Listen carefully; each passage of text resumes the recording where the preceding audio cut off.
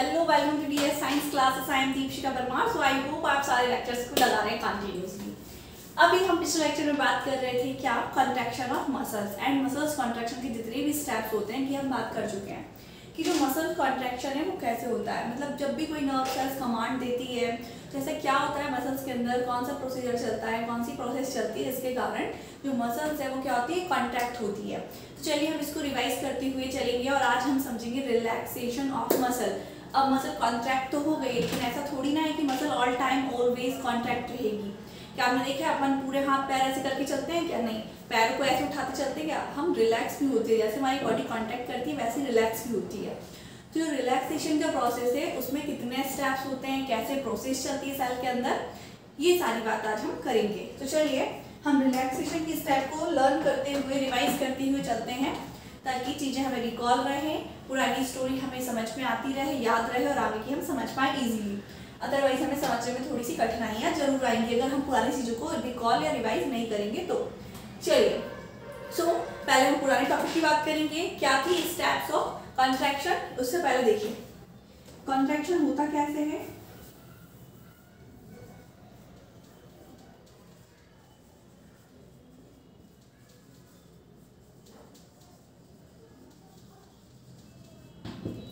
Steps of contraction की बात करें तो सबसे पहले क्या होता है, हमारी नर्व सेल कमांड देती है, सिग्नल आता है इससे, जिसके कारण क्या होता है जब सिग्नल आता है यहाँ से तो यहाँ से एक केमिकल सिक्रीट होता है जिसे हम न्यूरोट्रांसमीटर कहते हैं।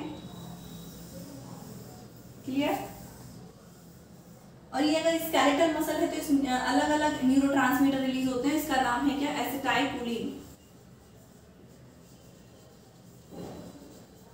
याद रखना है कौन सा है ये न्यूरोट्रांसमीटर, एसिटाइलकोलिन। जैसे सिग्नल नर्व सेल से आता है एसिटाइलकोलिन रिलीज होने लगता है न्यूरोट्रांसमीटर।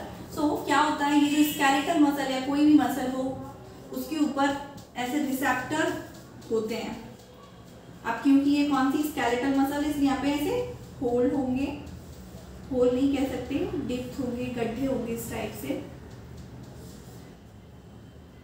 क्लियर? और यहाँ पे होंगे सोडियम पोटेशियम चैनल या सोडियम चैनल जिन्हें कहते हैं। तो जैसे ही न्यूरोट्रांसमीटर रिलीज होगा और इससे बाइंड हो जाएगा रिसेप्टर से, तो रिसेप्टर के बाइंड होने से यहाँ पर जो सोडियम चैनल लगे होते हैं ये ओपन हो जाएंगे। इनके ओपनिंग से क्या होगा, बाहर जितना भी इंटरस्टिशियल फ्लूइड में सोडियम है, सोडियम आयन है, वो कहाँ आने लगेगा, सेल के अंदर आने लगेगा। तो यहाँ से ये सोडियम इंटर करने लगेगा। अब सोडियम इंटर कर गया, फर्स्ट स्टेप क्या है, न्यूरो ट्रांसमीटर का सिक्रीशन रिलीज क्या होगा, पहले न्यूरोट्रांसमीटर एंड फिर दूसरा क्या है, बाइंड हो जाएगा ये रिसेप्टर के साथ। रिसेप्टर के साथ बाइंड होते से ही क्या होगा, जो हमारी सेल है उसमें सोडियम चैनल्स होते हैं उसमें वो खुल जाएंगे। सोडियम चैनल के खुलने से इंटरस्टिशियल फ्लूइड में हमें पता है एक्स्ट्रा सॉल्ट, NaCl, ये सारी चीज प्रेजेंट होती हैं। तो जो एक्स्ट्रा सॉल्ट का सोडियम आयन है वो इंटर करने लगेगा सेल के, कहाँ से, सोडियम चैनल से। जैसे इंटर करेगा, क्योंकि अभी एक सेल है तो इसके पास सेल ऑर्गेनेल्स होंगे, तो यहाँ पर होता है सार्कोप्लाज्मिक रेटिकुलम, जिसे हम एंडोप्लाज्मिक रेटिकुलम भी समझ सकते हैं। इसके पास जैसे जाएगा ये सोडियम आयन तो ये क्या इसको सिक्रीट करेगा, ये कैल्शियम को सिक्रीट करने लगेगा, कैल्शियम का सिक्रीशन यहाँ से होने लगेगा। अब जैसे ही कैल्शियम सिक्रीट होगा तो हमें पता है ये क्या है, मायोफाइबर। तो और इसके अंदर क्या है, मायोफाइब्रल्स कई सारी। तो ये जो कैल्शियम आयन है इस मायोफाइब्रल्स के अंदर इंटर करेगा और जैसे ही कैल्शियम आयन मायोफाइब्रल्स के अंदर इंटर करेगा तो ये बाइंड हो जाएंगे किससे, थिक एंड थिन फिलामेंट के पास। अब ये क्या है थिक एंड थिन फिलामेंट, तो हमने स्ट्रक्चर की बात की थी, ये जो मायोफाइब्रिल है, चलिए हम इसको इलाज करके बताते हैं आपको। ये जो मायोफाइब्रिल है कुछ इस टाइप से दिखेगा और इसमें यहाँ पर ऐसे थिन फिलामेंट होंगे और ये जो लाइन डिवाइड करेगी इसे हम बोलते हैं जेड लाइन। और यहाँ पर हमारे थिक फिलामेंट जो कि दोनों रीजन में हाफ हाफ होंगे, इस टाइप से थिक फिलामेंट प्रेजेंट होगा। और ये जिस लाइन से इसको सपोर्ट होता है इसे हम बोलते हैं एम लाइन। और ये जो इतना पूरा रीजन है जहां तक थिक फिलामेंट है प्रेजेंट, इसे हम बोलते हैं क्या, ए बैंड। और ये जो बचा हुआ है जहां से थिक फिलामेंट है, इसे हम बोलते हैं आई बैंड। और ये जो जितने में सिर्फ थिक फिलामेंट है, इस रीजन को हम बोलते हैं एच जोन।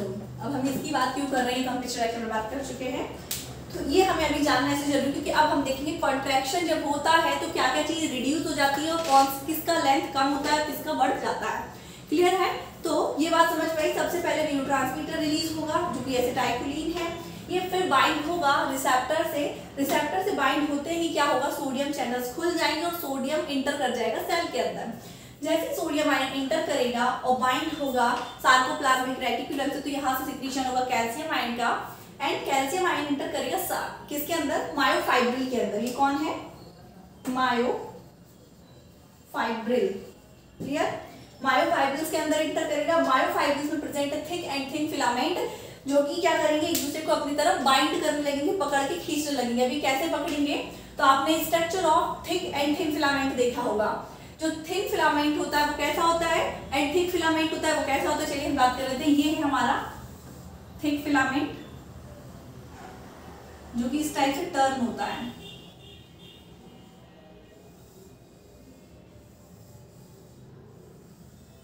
स्ट्रक्चर आपने देखा होगा। ये क्या है, पॉलीमर है, पॉलीमर नहीं, सॉरी। क्लियर? तो ये क्या है हमारा थिक फिलामेंट, और यही हमारा क्या होता है, थिन फिलामेंट। देखिए ना, अरेंजमेंट देखिए, थिक फिलामेंट बीच में एंड साइड साइड में थिन फिलामेंट। क्लियर? तो यहाँ पे क्या हो गया, ऐसे thin filament, structure of thin filament की भी आपने बात की होगी। यहाँ पे क्या है, थ्रेड लाइक स्ट्रक्चर कुछ इस टाइप से बाइंड होगा इससे। इसके ऊपर क्या होंगे, ट्रोपोनिन एंड ट्रोपोमायोसिन ऐसे बाइंड होंगे। क्लियर? तो क्या होता है, ये इसकी तरफ अट्रैक्ट करने की कोशिश करता है। अब ये तीनों हैं, इनके पास अलग अलग सीट्स हैं। कैल्शियम आयन को बाइंड करने की सीट है, तो अब इसे कैल्शियम आयन नहीं मिल पाता है, इसलिए इसको अट्रैक्शन करने से रोकता है। क्लियर है? अब ये जब तक नहीं हटेगा, मतलब जब तक एक दूसरे को अटैच नहीं होने देगा, बाइंड होने देगा, जब तक इसको कैल्शियम आयन नहीं मिल जाएगा। तो देखिए यहाँ से क्या हुआ, सार्कोप्लाज्मिक रेटिकुलम ने कैल्शियम का सेक्रेशन किया और ये इंटर कर गई मायोफाइब्रिल के अंदर। मायोफाइब्रिल के अंदर thick and thin filament present है, तो इनको कॉन्ट्रैक्शन कराना है। कॉन्ट्रैक्शन तब होगी जब ये सीट है जो हट जाएगी। जब सीट हटेगी तो यहाँ से डायरेक्ट अटैच कर जाएगा। क्लियर? तो इसको हटने के लिए क्या होगा, ये यहाँ से देखिए, यहाँ से क्या आया है, कैल्शियम आयन आया है। कैल्शियम आयन इससे जैसे ही बाइंड होगा तो ये क्या हो जाता है, ये पलट जाएगा, ये जो है यहाँ पर आ जाएगा। और अभी बाइंड हो गया कैल्शियम आयन से, तो ये जो है डायरेक्ट क्या करेगा, इसके पास इसको अपनी तरफ से बाइंड कर लेगा। क्यों कर लेगा, क्योंकि इसके पास क्या है, एटीपी बाइंडिंग सीट है। ATPase and ATP binding seat है। एटीपी बाइंडिंग सीट मतलब जो एटीपी को पकड़ के रखे, और एटीपीएस मतलब जो एटीपी का ब्रेक डाउन करे। अब इसने इतना फोर्स लगा दी, इसकी एनर्जी चली गई, तो सबसे पहले क्या करेगा, एटीपी को बाइंड करेगा, देन उसके बाद इसको पकड़ लेगा। जब ये पकड़ेगा, दोनों बाइंड हो गए, तो यहाँ पे जिसका फॉर्मेशन हो रहा है हम बोलते हैं क्रॉस ब्रिज। क्लियर है? क्रॉस ब्रिज का फॉर्मेशन हो गया। और ये प्रोसेस जब एक बार पकड़ लिया है इसने, तो ये क्या करेगा, इसको खिसकाते जाएगा और इसको फिर ऐसे पकड़ते जाएगा। तो ये जो टर्न होते हैं ना, इस साइड इसके हेड उठे हुए होते हैं, क्यों होते हैं, ताकि इसको पकड़ सके। अब जब ये एक दूसरे को बाइंड कर लेता है, तो ये जो इसके हेड रीजन इस साइड है, वो इस साइड आ जाते हैं। क्यों? क्योंकि ये देखिए, कोई भी चीज पकड़ के खींचेंगे तो ये हाथ पीछे जाएगा ना से, तो ये जो है टर्न हो जाएगा। तो ये यहाँ पर ऐसे बाइंड हो जाएगी और ये ऐसे टर्न होने लगेगी। तो ऐसे होती है क्या, कॉन्ट्रैक्शन। जैसे ये बाइंड होगा, पकड़ लेगा, अपनी तरफ खींचने लगेगा, तो खींचने से क्या होगा, देखिए यहाँ आपको समझना है। ये इसने पकड़ लिया, ये बात आपको समझ में आ गई, इसने ऐसे पकड़ के खींच रहा है। अब खींचने से क्या होगा,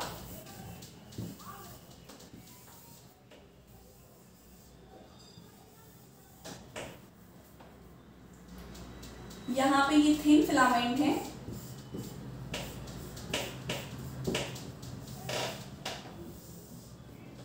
और यहाँ पे ये कौन प्रेजेंट है, थिक फिलामेंट। अब थिक फिलामेंट इसको पकड़ रहा है, मतलब ये इस टाइप से है। अभी इस टाइप से इसको पकड़ लिया है इसने, अभी इसको खींचेगा। जब ये खींचेगा तो कैसे हो जाएगा, ये यहाँ पे इस साइड से टर्न हो जाएगा और इसको पकड़ पकड़ के अपनी तरफ खींचने लगेगा। अगर यहाँ पे होंगे तो ये इस साइड हो जाएंगे और ये अपनी तरफ खींचने लगेंगे। जब ये दोनों साइड से चीजें खींचेंगी तो ये जो लाइन है इसे हम क्या बोलते हैं, जेड लाइन। जेड लाइन आपस में पास आने लगेगी तो ये खिसक के कहाँ आ जाएंगी, यहाँ, और ये जो थिक फिलामेंट है एकदम इसके ऊपर ऐसे हो जाएगा, आ जाएगा यहाँ से ऐसे, और ये पूरी तरीके से इसको क्या कर लेगा, पकड़ लेगा, ऐसे बाइंड करके रख लेगा। क्लियर। अब इसका कॉन्ट्रैक्शन का मैं बता देती हूँ। यहाँ पे ये क्या है, थिन फिलामेंट जो कि खिसक के आ गए यहाँ पर, और यहाँ पर क्या प्रेजेंट है हमारे थिक फिलामेंट। इनने क्या किया, इन्हें पकड़ लिया है, पकड़ के खींच लिया है अपनी तरफ। ये देखिए पकड़ के खींच लिया, जिसके कारण यहाँ पे जो जेड लाइन थी खिसक गई है और कहाँ आ गई है, यहाँ। अब यहाँ आएगी तो यहाँ पर देखिए एच जोन था। एच जोन किसको कहते थे हम, यहाँ पर अगर हम बनाए स्ट्रक्चर तो ये थिन फिलामेंट और ये थिक फिलामेंट, ये था हमारा ए बैंड, ये जिसमें सिर्फ थिन फिलामेंट से आई बैंड बोल रहे थे, और एच जोन जहां पे सिर्फ क्या था, थिक फिलामेंट। अब देखिए थिक एंड थिन फिलामेंट दोनों एक दूसरे के पास आ चुके हैं, मतलब इसने इसको अपनी तरफ ऐसे खींच लिया है। तो इसके कारण जो एच जोन था वो पूरा से चला गया, समाप्त हो गया, कंप्लीट खत्म हो गया कंप्लीटली है, तो रिड्यूस हो गया एच जोन। ठीक है। कॉन्ट्रैक्शन से क्या होगा, दोनों लाइन एक दूसरे के पास आएंगी। जो जेड लाइन है, एक जेड लाइन ये है, एक जेड लाइन ये है, बीच में मान लीजिए मैं थिक फिलामेंट हूं और जेड लाइन पे क्या प्रेजेंट है, इस तरह से मार्कर है, ऐसे थिन फिलामेंट प्रेजेंट है। अब मैं इसे पकड़ना चाहती हूँ, मैंने इसको ऐसे करके पकड़ लिया। अब पकड़ूंगी तो मैं खींचा चला आएगा, खींचेगा तो ये जेड लाइन ये भी खींचेगी, सेम यहाँ से भी दोनों चीज होगी। तो जेड लाइन खींची चली आएंगी, जिसके कारण जो थिन फिलामेंट है वो थिक फिलामेंट के पास ऐसे बाइंड हो जाएगा, क्योंकि मैं पकड़ के रख रही हूँ। तो इस जहां पर सिर्फ मैं अकेली थी वहां आ गया है क्या, थिन फिलामेंट भी एंड थिक फिलामेंट दोनों। तो जो एच जोन था जहां पे सिर्फ थिक फिलामेंट प्रेजेंट था वो गायब हो गया है, खत्म हो गया है। क्लियर। तो ये है steps of contraction of muscle, muscle contraction के स्टेप्स है। तो इसको मैं अगर फिर से लिख लूं एक बार ताकि आपको ये चीजें याद रहे। लिखने से क्या होता है, फ्लो चार्ट से हमें चीजें याद रहती हैं।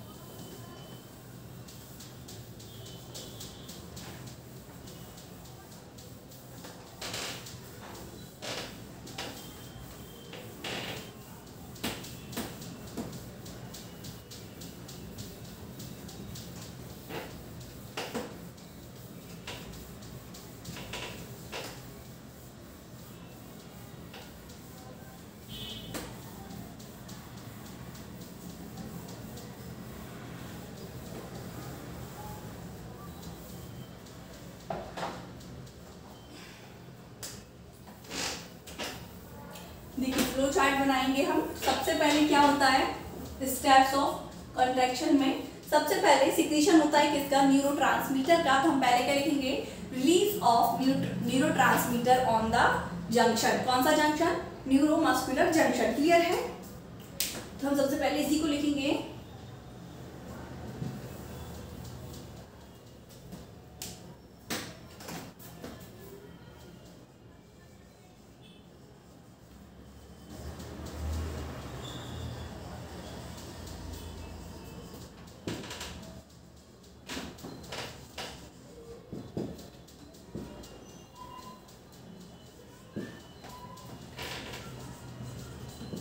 न्यूरोमस्कुलर जंक्शन, NMJ जिसे बोलेंगे। ठीक है।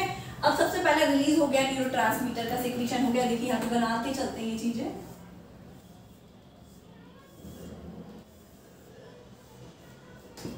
यहाँ से किसका सिक्रीशन हो गया है, न्यूरोट्रांसमीटर का। क्या है, न्यूरोट्रांसमीटर। तो रिलीज ऑफ न्यूरोट्रांसमीटर एक न्यूरोमस्कुलर जंक्शन। न्यूरोमस्कुलर जंक्शन कहाँ है, यहाँ जो गैप बन रहा है ना मसल्स एंड नर्व सेल्स के बीच में, इसको बोलते हैं न्यूरोमस्कुलर जंक्शन। क्लियर। दूसरा स्टेप क्या है, यहाँ पर होते हैं क्या, रिसेप्टर। इन रिसेप्टर से आके बाइंड होने लगता है। तो सेकंड स्टेप क्या है, बाइंडिंग ऑफ न्यूरोट्रांसमीटर, हाँ, बाइंडिंग ऑफ न्यूरोट्रांसमीटर इट या ऑन द रिसेप्टर, है ना।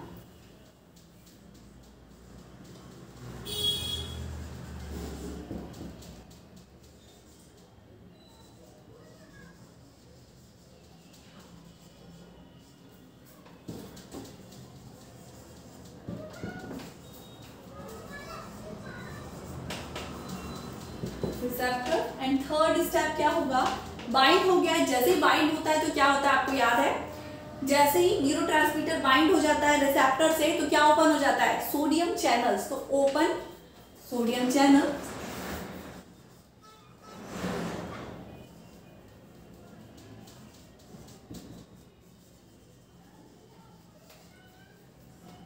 And enter the sodium ion in cell या स्केलेटल मसल सेल। जैसे ही सोडियम चैनल ओपन होगा तो सोडियम आयन एंटर कर जाएगा किसके अंदर, सेल के अंदर। अब तीसरा स्टेप क्या है, bind sodium ion with sarcoplasmic reticulum. Clear. अच्छा, बाइंडिंग से पहले क्या होगा, मैंने आपको टर्म बताई थी, जैसे सोडियम आयन एंटर करेगा इसके अंदर, जैसे हम क्या बोलते हैं इस प्रोसेस को, डीपोलराइजेशन। क्या बोलते हैं,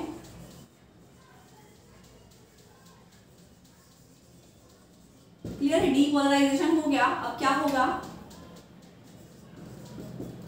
sodium ion bind with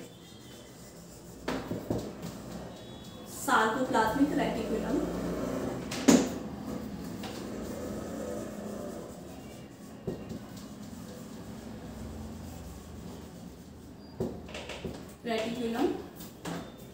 and release of calcium ion.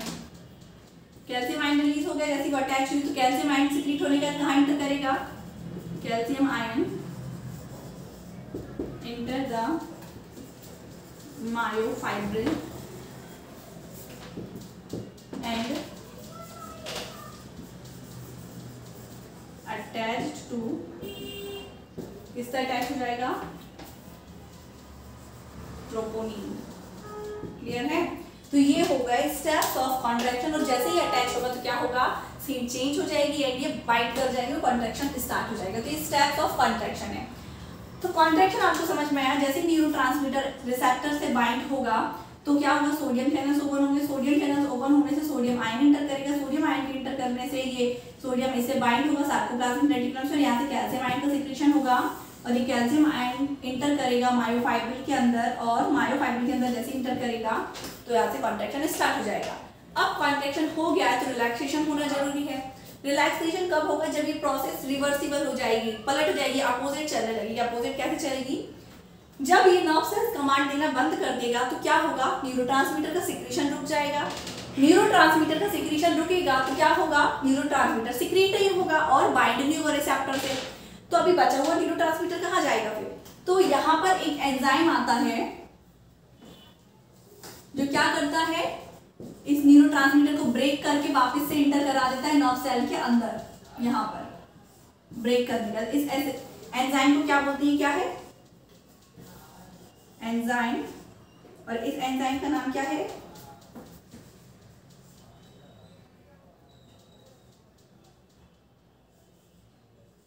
Acetylcholine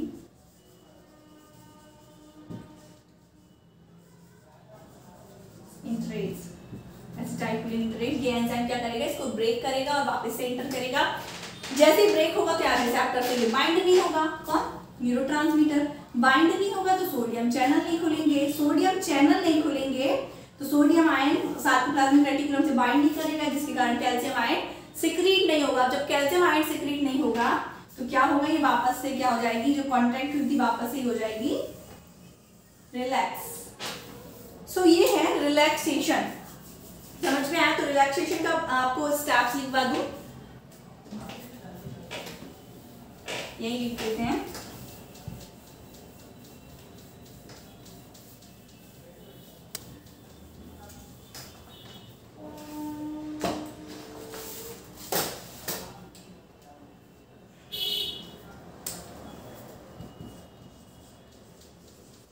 Neuron stop the neurotransmitter.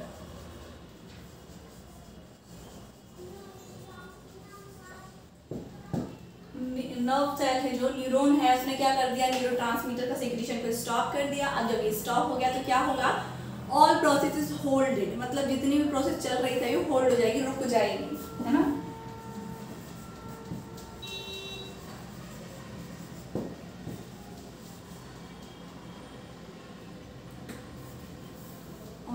All process of contraction is